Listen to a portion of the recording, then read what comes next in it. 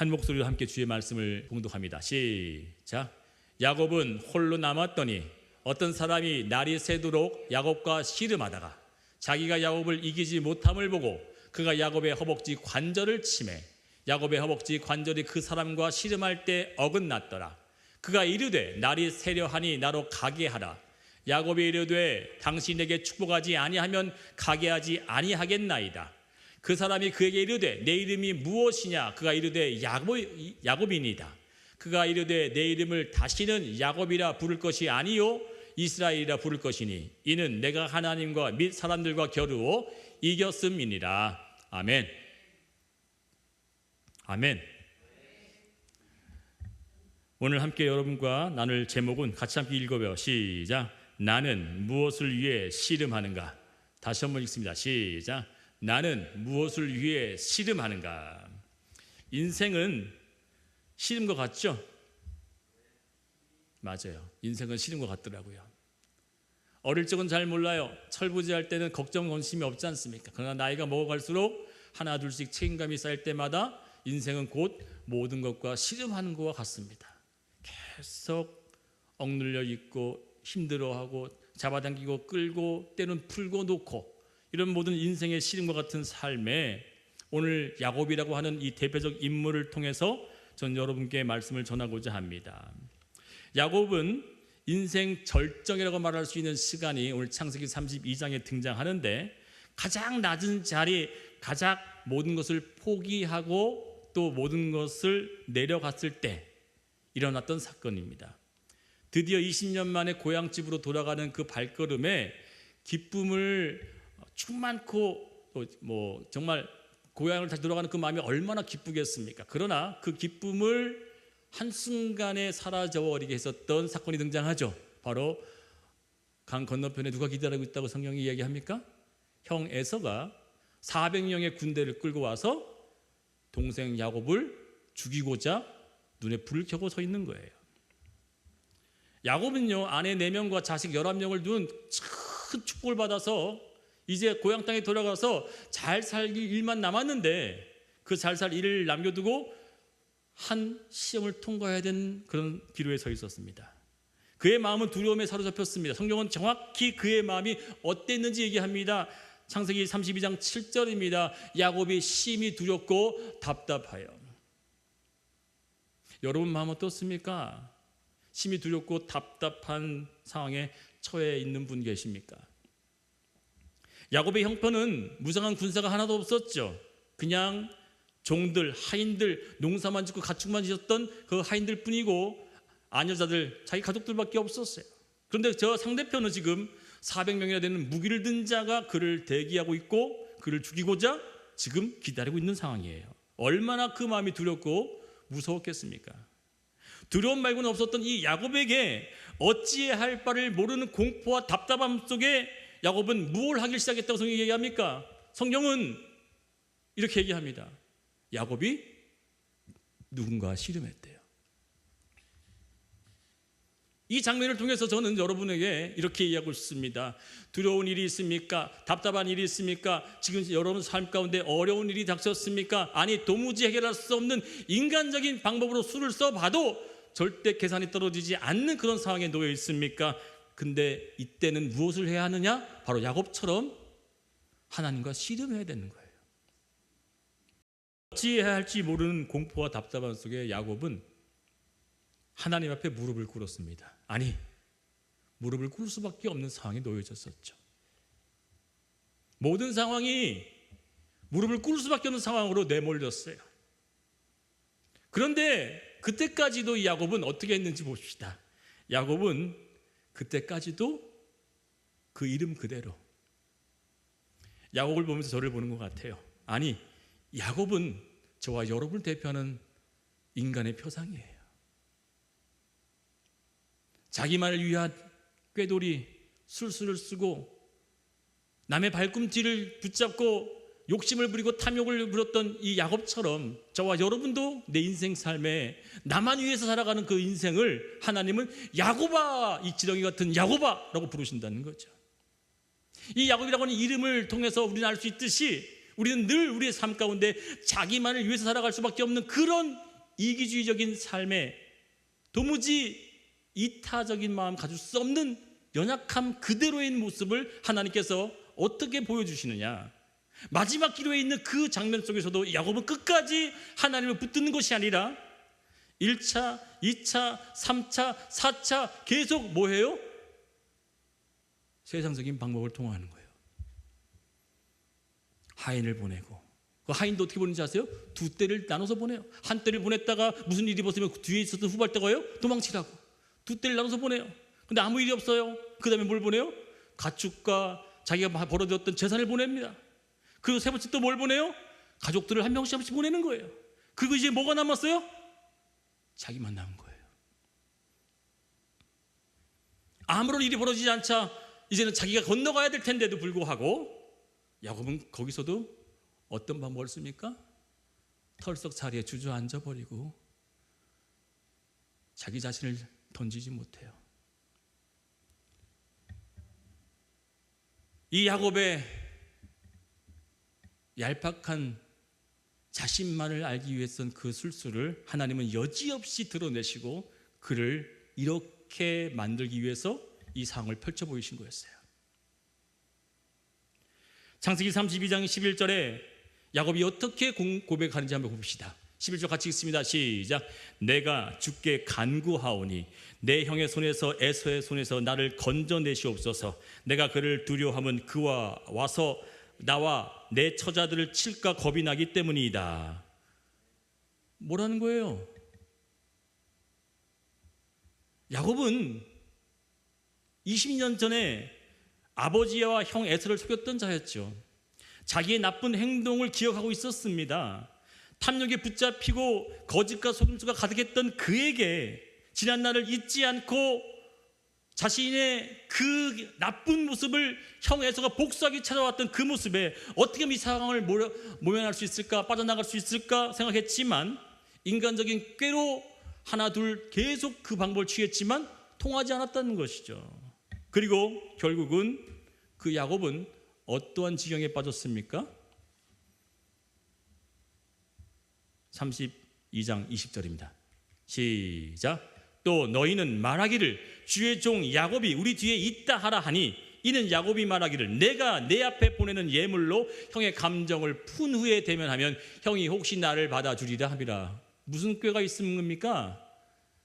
야곱은 철저히 인본주의적 방법으로 이 모든 것을 풀어나가려고 했었습니다. 그러나 그 형의 마음은 녹아지지 않았어요.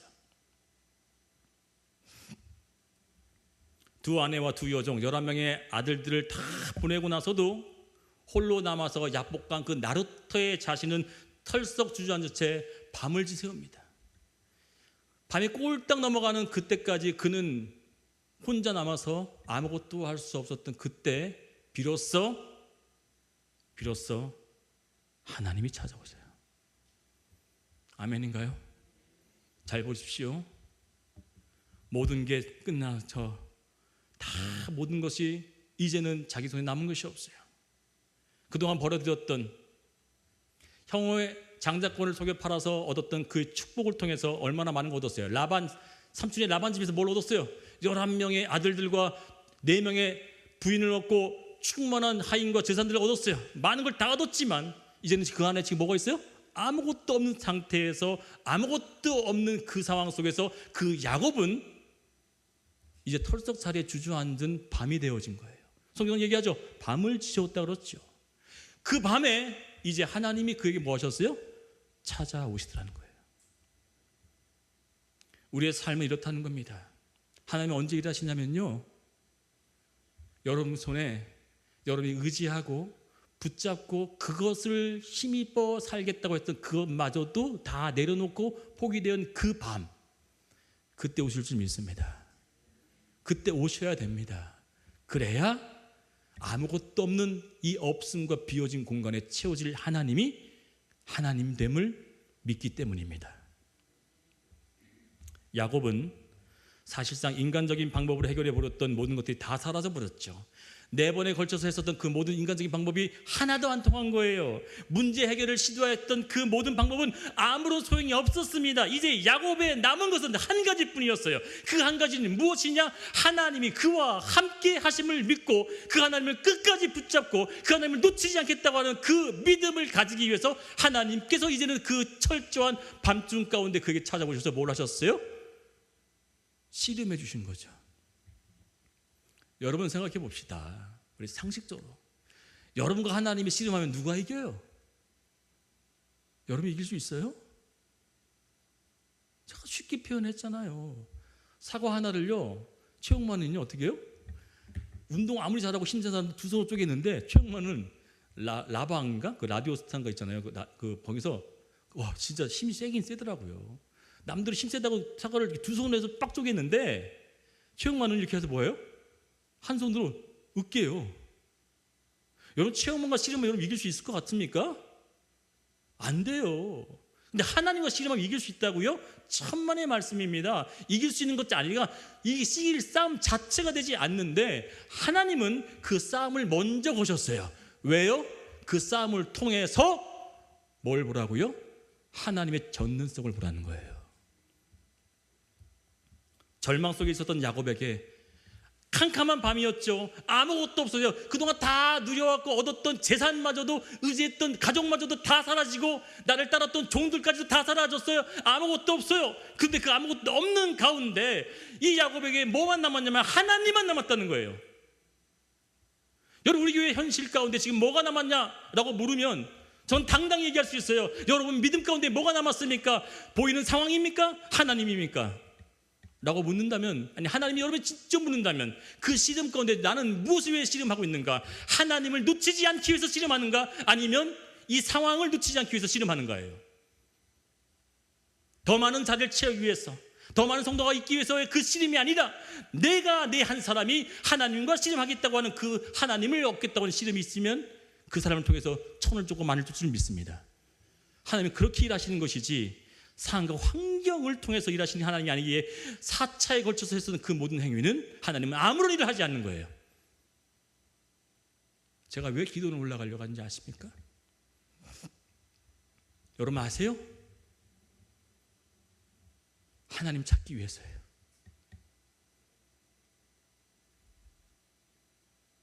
잃어버렸던 그 하나님, 내 방법, 내 힘, 내 노력, 내 재능, 내 꾀, 내 수단과 방법을 했었던 그 목회가 아니라 하나님을 앞세우며 해왔던 그 하나님을 다시 찾아야 돼요. 저는 그러면 된다고 봐요. 여러분은 어떻게 볼지 몰라요. 저는 그러나 확신합니다. 제가 만일 하나님을 내 안에 참된 주인을 모시고 내려오잖아요. 그러면 하나님은 그때 비로소 하나님이 되실 줄 저는 믿어요. 여러분 그렇게 위해서 기도해 주기 바랍니다. 아멘. 기도해 주세요. 야곱은 절망 속에서 기도하고 있었습니다. 홀로 있던 야곱에게 한 남자, 천사라고 하지만 그 천사는 하나님이셨죠. 그가 찾아와서 격하게 달려들었어요. 어쩔 수 없이 시비를 건 거예요. 싸움을 붙인 거예요. 레슬링 씨름을 한 거예요. 그러나 그 도전하는 사람에게 야곱은 이길 수 없는 그런 연약한 자였지만 끝까지 붙잡고 뭘 고백했어요? 나로 당신을 통해서 축복받지 않으면 난 당신을 절대 포기할 수 없습니다. 이게 무슨 얘기일까요? 원래 야곱이라는 이름은요 여러 가지 뜻이 있지만 또 다른 의미로 씨름하다는 의미도 있어요. 남을 거스르는 힘. 씨름이라는 건 왜 상대방을 뭐예요? 거스르는 거잖아요. 거스르고 억압하고 내 힘을 통해서 모든 것을 얻고자 하는 그 야곱이라고 하는 그 이름을 하나님께서 먼저 돌격해 오셔서 그를 시비를 걸고 싸움을 붙이고 그와 함께 날이 새도록 씨름을 하셨다는 겁니다. 시간이 흘러 야곱이 움켜졌던 그 힘과 노력을 하나님의 천사가 힘에 붙였다라고 성경이 표현하지만 더 이상 그와 지체할 수 없어서 손을 들어 그의 환도뼈, 엉덩이뼈를 쳐서 골절시켜서 그가 평생 불구가 되어졌던 예수의 만지심의 흔적이 남게 되어졌어요. 나를 축복해 주시지 않으면 저는 절대 놓지 않겠습니다. 볼까요? 32장 26절입니다. 시작. 야곱이 이르되 당신이 내게 축복하지 아니하면 가게 하지 아니하겠나이다. 생명을 건 것이에요. 당신을 축복할 때까지 아무리 힘들다 어렵다 아파도 나는 절대 당신을 놓지 않겠습니다. 이 얘기하는 거예요. 어떤 상황 속에서 하나님을 놓치면 나는 안 됩니다. 하나님 한 분만으로도 내가 진짜 이 모든 상황을 걸어나갈 수 있사오니 주님 나로 하여금 하나님만 붙잡게 도와주세요. 다 잃어버리고 다 놓친 상태에서 하나님만 붙잡겠다고 하는 이 야곱의 철저한 고백이 저와 여러분 고백되기를 축복하기입니다. 과거 야곱이 가졌던 축복의 개념은요, 어떤 축복이었습니까? 여러분, 전에 20년 전에 야곱은 어떤 축복을 구했냐면 눈에 보여지는 축복이었어요. 그래서 자신의 엄마 또 아버지였던 이삭을 속여가면서 뭐였어요? 형 에서인 것처럼 분장을 해가지고 뭐예요? 목소리도 변장해가지고 자신의 축복권, 보여지는 축복권을 얻어냈었죠. 손에 잡을 수 있는 축복이었지만 지금은 뭘 구한지 아세요? 지금 무슨 축복을 구하고 있습니까? 보여지지 않는 하나님의 축복을 구하고 있습니다. 하나님을 원합니다. 하나님을 구합니다. 내가 씨름하는 것은 하나님을 얻고자 합니다. 하나님 없으면 저는 안 됩니다 라고 하는 그 지경까지 내려놓은 그 상황 속에 이제 남은 건 하나밖에 없어요. 이 모든 재산, 가족, 그 상황 다 필요 없어요. 그러나 하나님만을 난 필요합니다 라고 하는 이 야곱의 철저한 씨름이 저와 여러분 씨름되어지기를 원합니다. 나는 무엇을 위해 씨름하는가? 한 가지밖에 없어야 됩니다. 한 가지밖에 우리가 고백할 게 없어야 됩니다. 하나님만을 내가 얻기 위해서 씨름합니다. 내 인생을 하나님 놓치면 안 됩니다 라고 하는 그 씨름을 가지시기를 축복드리겠습니다. 야곱은 이제 알게 됐어요. 지금 깨닫게 됐어요. 저도 얼마나 어리석은지 몰라요. 얼마나 아둔하고 어리석은지 몰라요. 이 앞에 있는 이 목사도 이 정도인데 과연 여러분들 어떨까? 우리 모두 인간 자체가 마치 야곱처럼 아무런 소용이 없다는 것을 끝까지 깨닫고 깨우친다면 그때 하나님만이 나의 진짜 하나님이라고 하는 고백이 터져 나와야 그 고백으로 통해서 하나님이 우리 앞에 서 계셔줄 줄 믿습니다. 여러분, 우리는 하나님 앞에 이런 씨름을 해야 합니다. 무엇을 얻을까? 무엇을 마실까? 무엇을 입을까의 씨름이 아니라 내가 하나님만으로 만족하기 위해서 원합니다. 하나님이 나와 함께 하시기를 원합니다. 내 인생의 전부가 되기 원합니다 라고 하는 이 고백의 씨름이 우리 삶의 진짜 씨름의 근본되어졌으면 좋겠습니다. 32장 27절입니다. 이제 환도뼈가 부러져서 더 망가졌는데 모든 게 다 사라져서 망가짐에 이제 극단까지 갔어요. 어디까지? 육체까지 망가진 거예요. 몸에 장애까지 얻게 됐어요. 그래서 그렇게 묻습니다. 내 이름이 무엇이냐라고 물어요. 묻죠. 여러분, 이름이라는 것은요, 부모가 그 이름을 질 때마다 그렇게 살기를 바라는 마음으로 지어주신 게 이름이죠. 제가 제 이름의 뜻을 말씀해 드린 적 있죠? 나라조, 넓을 광, 빛날 현, 온 나라에 넓게 빛을 발하라. 우리 아버님이 지어주신 말이에요. 우리 두 누님은 어머님 때문에 한글 이름이었지만 막내 7살 차이 나는 7년 만에 태어나던 이 아들만큼은 아버지가 지켰다고 해서 어떤 이름을 지어줬다고요? 이 나라에 넓게 빛을 발하라. 제 이름을 불러질 때마다 그렇게 살아라고 했는데 빛보다 어둠을 더 많이 전했던 인생을 살았어요. 빛보다 더 많은 사람에게 어둠을 끼쳐지는 영향력을 끼쳤던 사람으로 마치 야곱처럼 살았어요. 근데 이 야곱처럼 불렸던 나에게 이름을 묻는 거예요. 얘야, 너의 이름은 무엇이니? 20년 전에 이 야곱은 어떻게 고백했는지 아십니까? 눈이 보여지지 않는 아버지 이삭이 내가 에서냐라고 묻지 않았어요.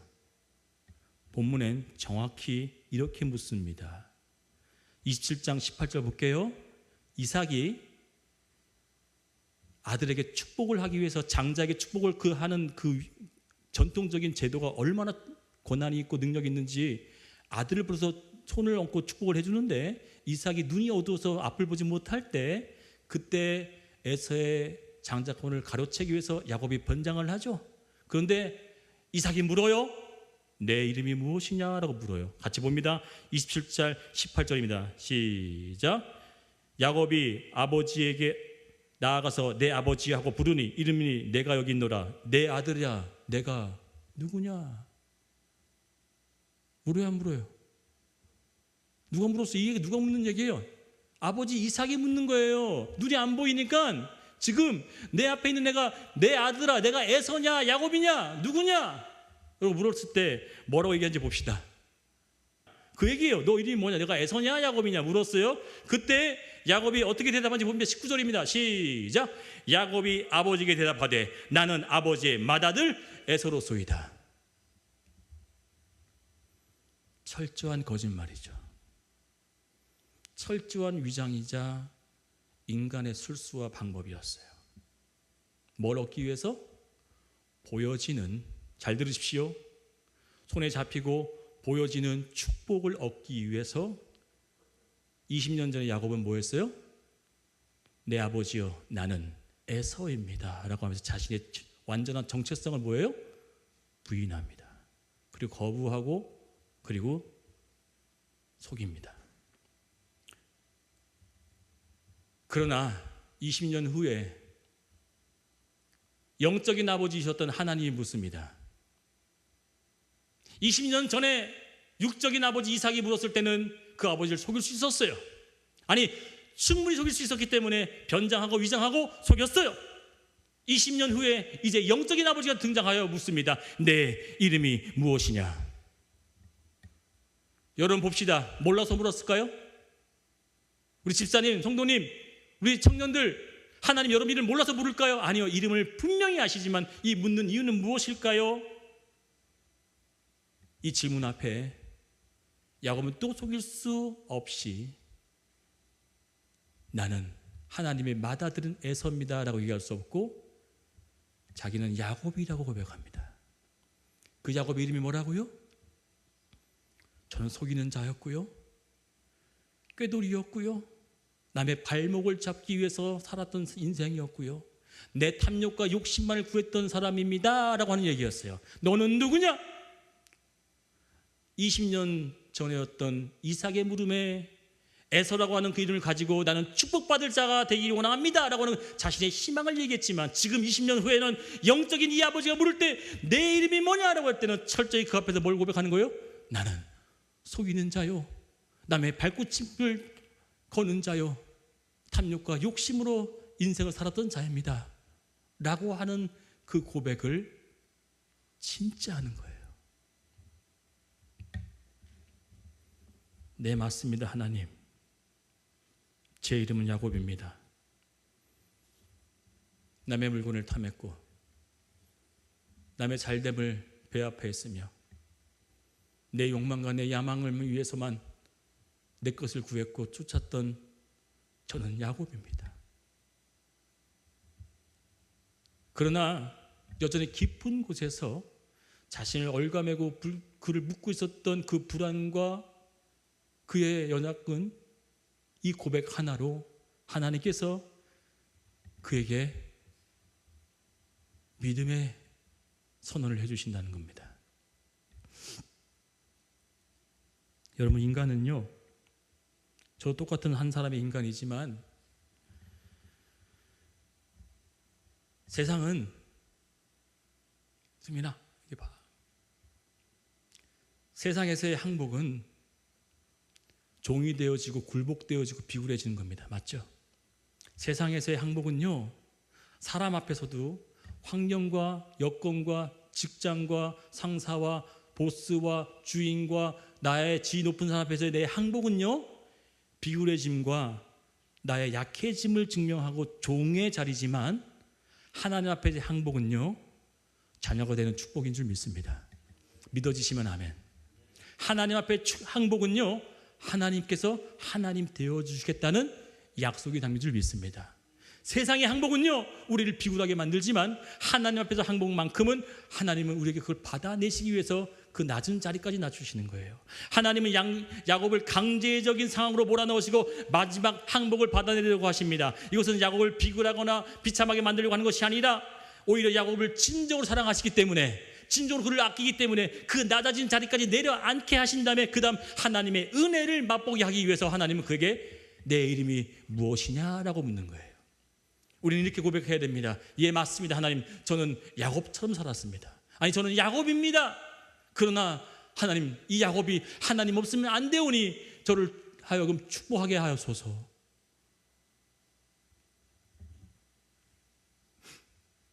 그래서 32장 28절에 오늘 본문의 마지막 절입니다. 같이 읽어볼게요. 어떻게 하나님께서 말씀하시는지 봅니다. 시작.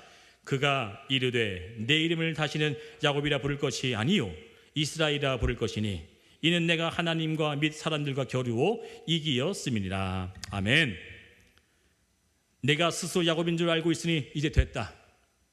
이제 네가 네 인생 가운데 내가 정말 야곱인 줄 진정으로 깨달았다면 이제 됐어. 그러나 더 이상 야곱으로 말하지 마라. 아멘인가요? 됐다는 거예요. 너가 이제 네가 진짜 야곱으로 깨달았다면 오케이, 됐어. 그러나 더 이상 너를 너 스스로 야곱으로 부르지 말라. 형 앞에 에서 앞에서 가졌던 열등감과 오랫동안 내 속에 있었던 죄책감으로부터 자유해지고 하나님 우리에게 찾아오셔서 뭘 주십니까? 새로운 희망의 이름을 주신다는 거예요. 하나님 그러신 분입니다. 우리가 절망 가운데 그 밑자리까지 내려앉아서 도무지 할 수 없는 그 상황 속에서도 저는 지금부터 벌써 죽기를 각오하고 기도 위에 올라가겠다고 말씀하신 것처럼 저는 내려올 때 승리하고 내려올 줄 저는 믿습니다. 승리할 거란 말이에요. 왜요? 하나님은 이미 저를 부르셨어요. 이미 부르셨으면 그 부르심은 뭐라고요? 하나님의 놀라우신 축복을 주시기 위해서 부르셨음을 저는 믿어요. 그러면 그 축복은 다른 말로 뭡니까? 철저히 하나님만을 내 삶의 가장 주인으로 모시고 내려올 때 여러분이 그것을 볼 줄 저는 믿어요. 왜요? 모세가 하나님과 함께 대면했던 그 40일의 금식 기도 동에 뭐였어요? 그 얼굴을 사람들이 볼 수 없었어요. 우리의 낮은 자리까지 내려앉아서 나를 야곱이라고 부르면 하나님은 오히려 뭐예요? 우리를 아니야, 넌 이제 이스라엘이야, 이렇게 불러주신다는 거에 감동된다는 거예요. 저는 사람들은 이런 야곱 같은 놈, 이런 야곱 같은 상황으로 볼지 몰라도 하나님 뭐 하신다고요? 그 상황 속에서 하나님 찾는 자를 하나님은 절대 손가락질하거나 외면치 않는다는 겁니다. 이게 하나님의 사랑이에요. 세상은요, 보세요, 세상은요 야곱과 같은 사람을 뭐 합니까? 혼내요, 멸시해요, 손가락질해요, 욕해요.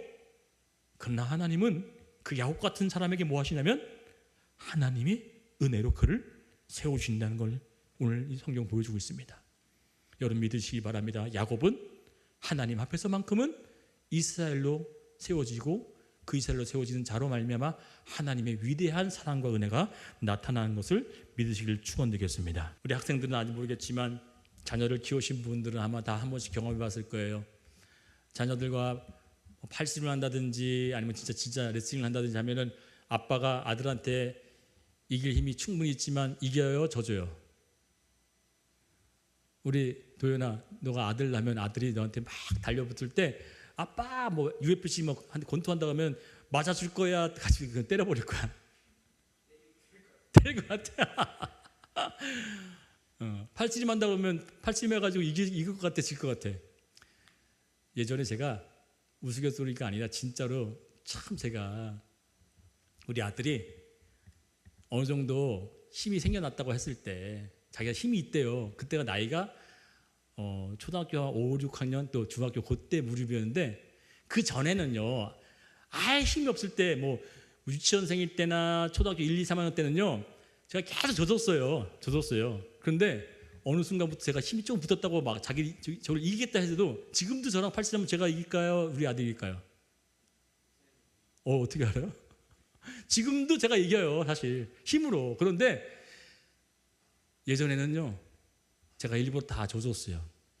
근데 그때 꼬마 기억이 날지 몰라요. 근데 저 아이가 어떻게 했냐면 이겼다고 막 마치 세상을 다 얻은 것처럼 마치 자기가 슈퍼맨이 된 것처럼 막 들떠가지고 막 어깨가 막 뽕 이렇게 올라가고 막 그러는데 하나님이 왜 져줬을까요?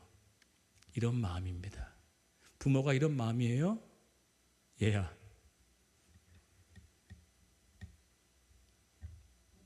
이렇게 더 큰 힘으로 더 멋진 모습으로 살아내라? 라고 하는 모습의 마음 아니었을까요? 저는 그런 마음이었어요. 그래, 네가 아빠도 이겼네. 우와, 대단하다. 우와, 멋지다, 우리 아들. 이렇게 살아라? 라고 하는 마음으로 져준 것이 아버지의 마음 아니었을까요? 하나님이 질 수 있을까요? 근데 져줬어요. 왜 졌냐면, 그래, 이제는 그렇게 나를 찾는 그 힘으로 살아라. 나를 그렇게 가입하게 찾고 원하는 마음으로 살아라. 그러면 네가 온전히 살 수 있을 것이다. 그 마음으로 저는 져준 것이라고 믿습니다. 사랑하는 여러분, 우리는 다 야곱 같은 존재였어요. 다 야곱 같은 인생이었어요. 그러나 성경은 우리에게 늘 져주시는 하나님 소개합니다. 늘 패배하시는 하나님 우리에게 다가오십니다. 그래서 그 패배하시고 져주심으로 뭘 우리에게 나타내시냐면 십자가의 사랑을 우리에게 증명해내심을 믿습니다. 내가 지금 12군단에 더 되는 하나님의 천구원 천사를 호령할 수도 있는 힘이 있지만 내가 져주는 이유는 뭐예요? 내가 너를 위해 죽어줌으로 사랑의 힘을 배우라는 것입니다. 오늘 우리 한 가지만 꼭 기억하고 한 주간 보내길 바랍니다. 그리고 꼭 기억나시면 저를 위해서 기도해 주시고 하나님을 찾는 씨름, 하나님을 혹시라도, 정말 혹시라도 저 외에 여러분 중에 하나님을 잃어버렸던 사람이 있다면 이번 한 주간은 그 하나님을 찾겠다고, 그 하나님만을 내가 소유하겠다고 하는 고백으로 살기를 바랍니다. 오늘 제목이 그겁니다. 나는 무엇을 위해 씨름하는가? 인생의 모든 씨름의 많은 소재와 일들과 상황 속에서도 우리는 꼭 한 가지, 하나님을 얻고자 하는 씨름은 내 삶의 가장 영순이 되어지기를 간곡히 축원드리겠습니다. 기도합니다. 오늘 기도할 때 나를 지탱하고 나를 보호해주고 나를 이끄고 나의 모든 것을 주관하시는 하나님을 끝까지 붙잡기 바랍니다. 그분을 붙잡기 바랍니다. 그분을 붙잡아야만 우리는 살아요. 제가 경험대로 말씀드리는 겁니다. 다른 것이 소용이 없더라고요. 그분만을 찾아야 됩니다. 그분만을 얻고자 해야 합니다. 그래야 하나님이 내 삶의 답이 되어주시고 다른 문제들이 풀어져 나갈 겁니다. 오늘 기도합시다. 하나님, 내가 무엇을 얻고자 씨름하고 살았습니까? 돈이었나요? 명예였나요? 내 지위와 내 인기와 내 삶의 부여였나요? 그러나 주님, 이제 이 시간 이후로부터 주님, 내가 하나님을 얻고자, 하나님을 찾고자 정말 씨름한 것이 있었습니까? 정말 내 삶에 하나님을 정말 내 삶의 주인으로 모시고자 했었던 씨름을 얼마나 있었습니까? 주님, 그 씨름을 나에게 다시 회복할 수 있는 마음을 허락해달라고, 그 마음에 온전 마음을 허락해달라고 다 같이 주의 성화 한번 부르며 간절히 기도하기를 원합니다. 주여,